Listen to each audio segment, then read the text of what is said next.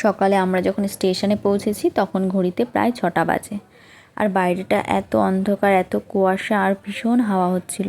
স্টেশনের বাইরে এই যে মায়ের মন্দিরটা, এখান থেকে আমরা সোজা চলে গেলাম স্টেশনের ভেতরে।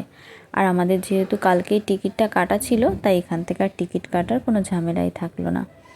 আর আমি তো আজকে ঘুম থেকে উঠেছিলাম প্রায় 3:30-র দিকে, আর আমার সব কিছু রেডি করতে করতে 5:30 বেজে গেছে। তখনও বাবা আর ছেলে ঘুমাচ্ছিল।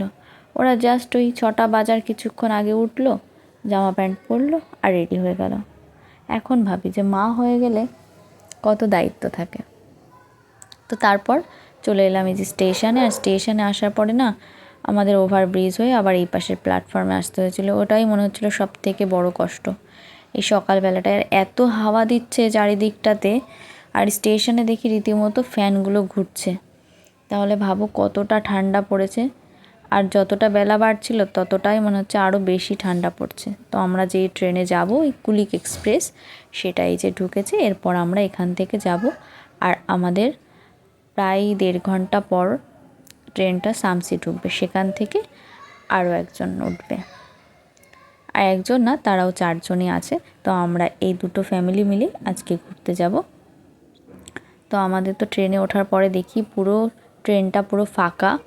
আস্তে আস্তে ট্রেনের ভিড়ও বাড়লো। আর এই ট্রেনটাতে না অনেক দিন আগে যাওয়া হয়েছিল।